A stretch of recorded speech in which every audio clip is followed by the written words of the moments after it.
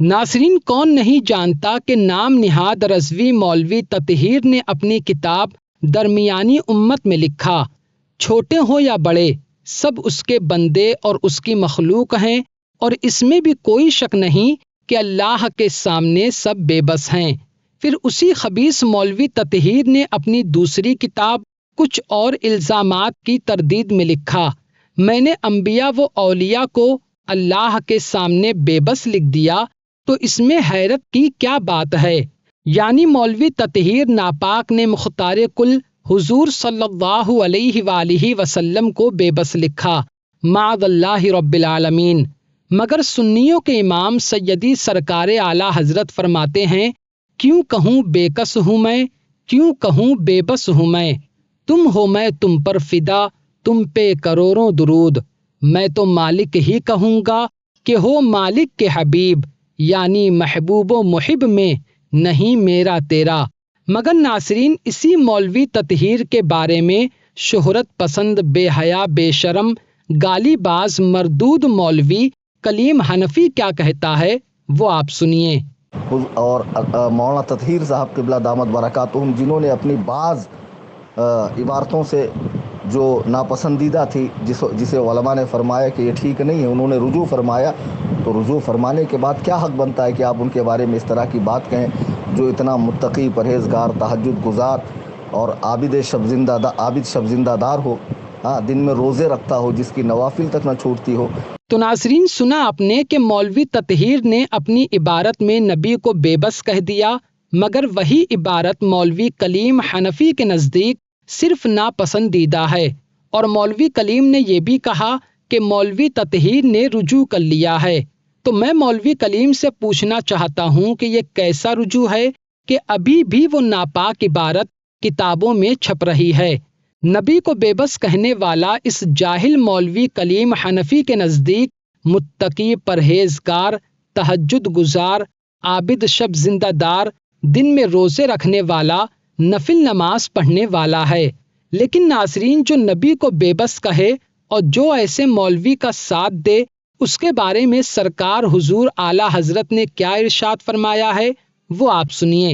فتاوی رضویہ شریف مترجم جلد نمبر 14۔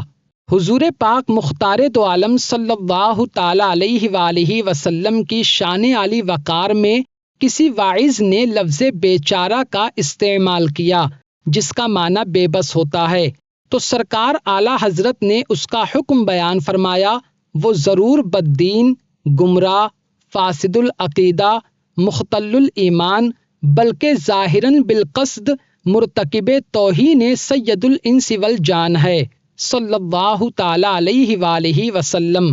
اس کا وعظ سننا حرام، اس کے پاس بیٹھنا حرام، اس سے ملنا جلنا حرام، اسے سلام علیکہ کرنا حرام، اپنی تقریب میں اسے بلانا حرام، اپنا کوئی دینی کام اگرچہ صرف نکاح خوانی ہی ہو اسے سپرد کرنا حرام ہے۔